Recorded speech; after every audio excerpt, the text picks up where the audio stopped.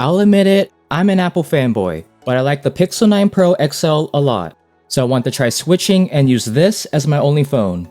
In this video, I'll talk about what I like, what I didn't, and what you should know if you want to make the switch. So let's jump right in. And full disclosure, I am not a part of Team Pixel. I paid for this myself. Okay, design-wise, the Pixel 9 Pro XL kind of looks like an iPhone, which I don't mind at all. It has flat glass on the front and back with flat aluminum sides. The corners are also rounded, and the edges are slightly curved for a more comfortable feeling in the hand. And speaking of in the hand, the 9 Pro XL has a nice weight to it. The matte glass back also has a softer touch to it, and this obsidian color shows fingerprints a lot more, but you can easily wipe them off. The glossy aluminum sides also show them, but I wish it was titanium since I already have a ding on mine. I don't use the case, so I can't complain. Google could have made it matte too since the camera island is. After switching from the iPhone 15 Pro Max, there are 3 things that took getting used to. The first one being the speaker location.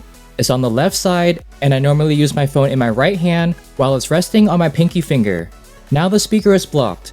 I could hold it differently, but then it feels off. Also, the speakers are good, but they don't sound as full or have that much bass. Next is the camera bump. I use it as a shelf for my index finger, but this one is higher up compared to the iPhone. One upside though is that the phone doesn't rock on a table. And the last thing is the button placement. The volume buttons are on the right side, and everything is higher up on the phone. I need to do some hand shimmy to reach the power button. Besides that, the phone looks and feels like a true flagship. The Super Actual display is really nice. I think it looks better than the iPhone because the colors pop more. If you want a more natural look, you can change it under settings. The screen is a tad bit bigger, but Android has some reachability features like one-handed mode, swiping down anywhere on the home screen for notifications, and my favorite, that universal back gesture. The display is a lot brighter too, especially outdoors, so I have no trouble seeing it. And watching videos on this is amazing. The selfie camera isn't a pill-shaped cutout. Underneath the screen is an ultrasonic fingerprint reader, and it's very fast and accurate. I normally have my phone face up on my desk, and I can easily unlock it with just my finger. I don't need to lean over for Face ID to unlock it. I do miss Face ID sometimes, but Google does have their own Face Unlock. If you're interested in the Pixel 9 Pro XL, I'll leave a link in the description box below. Alright, if you're already deep within the Apple ecosystem like I am, there are some things that still work on an Android phone and some things that don't, without any workarounds. The first ones are the Apple Watch, HomePod, and AirTag. There's no way to set them up without an iPhone, but even if they are set up, functionality is limited. The Apple Watch will only work as a standalone device, so nothing will sync. No notifications, no messages, no health data. The HomePod will still work, but you need a third-party app to AirPlay music. And for AirTags, you can scan them using Apple's Tracker Detect app, but you can't see its location, only play a sound. Also, if you have the Apple Card, you can still swipe it to make purchases and make payments online. You just can't keep track of your spending, access the card information, or earn 2 to 3% cash back.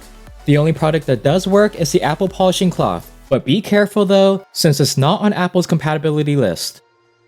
Luckily, the AirPods compare to Android phones. They connect like any other Bluetooth device, but just like the Apple Watch and HomePod, you'll lose some features. There's no quick setup, voice assistant, force sensor customization, or Find My integration. You can't even check the battery percentage without a third-party app. What you can do is adjust the volume by using touch controls and switch between noise cancellation and transparency mode. On a Mac or iPad, the 9 Pro XL can sync with one another depending on what apps you already use. If you're using the whole Google suite, all of your data will be available: Mail, Calendar, Photos, Documents, you name it. But if you use Apple apps, you can still access your info through iCloud.com. It's not as nice as a dedicated app, but hey, it works. You can also have your iCloud emails in the Gmail app by logging in with an app-specific password. The biggest loss for me was iMessage and FaceTime. They all synced across my Apple devices, but Google Messages is available on the web, and third-party apps like AirMessage can bring those to Android. Plus, RCS support is coming soon to iOS 18. Other features I missed are AirDrop, Universal Clipboard, and iPhone mirroring. Again, there are third-party options, but it's not as convenient as the Apple way. So Google's AI features are a lot better than Apple's. Google Assistant and Gemini are smarter, Magic Eraser does a pretty good job, and even dictation is faster. Apple will have their own Apple Intelligence in iOS 18, but the only phones that support it is the iPhone 15 Pros and the upcoming iPhone 16 series. But I found some Google AI features useful and others not so much. I like Call Screen, which allows Google Assistant to answer the call, ask why they're calling, and I can respond by tapping on an option. Now Playing can identify songs playing nearby, and they'll appear right on the lock screen and notifications. And these aren't really AI features, but the two shortcuts in the app switcher are useful. I can easily take a screenshot of the app or select text and images. The other AI features are just fun to play with, and not as useful, to me at least. Magic Editor can move, resize, or erase objects. Reimagine can completely change up the photo, and Pixel Studio generates fun and unique images. I am testing iOS 18.1, and Apple's cleanup feature works, but it's not very good with complex backgrounds. Other features like Image Playground and Genmoji aren't live yet. The cameras are great on both phones, and you can't go wrong with either of them. But I do prefer the Pixel's photos a lot more because they have a cooler tone to them, and the colors are more contrasty. Every time I take a photo on iPhone, I always adjust the temperature and contrast. Videos, on the other hand, are not as good on the Pixel. They're sharp and detailed, but it sometimes overexposes certain clips.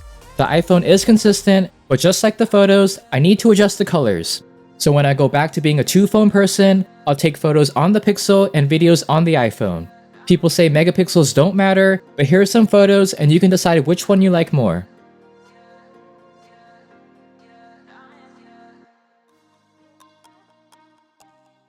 Android and iOS have their pros and cons, but if I had to pick one, I'd choose Android. I like the 5-column view on the home screen, the app drawer, and notifications in the status bar. I actually have a separate video about iOS versus Android, but I'll need to make an updated version since iOS closes the gap even more. Android is pretty easy to use, but it might take some time getting used to the new gestures and controls. Performance is fast and smooth on the 9 Pro XL. I saw that it's about as fast as the iPhone 12 Pro from 2020, but numbers aren't everything. I haven't had any issues from everyday tasks, to multitasking, to AI features. The only area where I saw some drop in performance is with gaming. There's some lag and stuttering when playing on the highest settings. Battery life is about the same as the iPhone. I can get at least a day of use on a single charge, but I don't do anything too crazy. I do miss MagSafe though. I know wired charging is faster, but it's not as convenient. If you want to switch from iPhone to Pixel, I'd say give it a try. But it might be difficult depending on where you're at in the Apple ecosystem. Let me know if you're thinking about switching in the comments down below. Thanks for watching, and if you haven't already, please like, subscribe, and hit the bell so you'll be notified when I post new videos. And I'll catch you guys in the next one. Bye!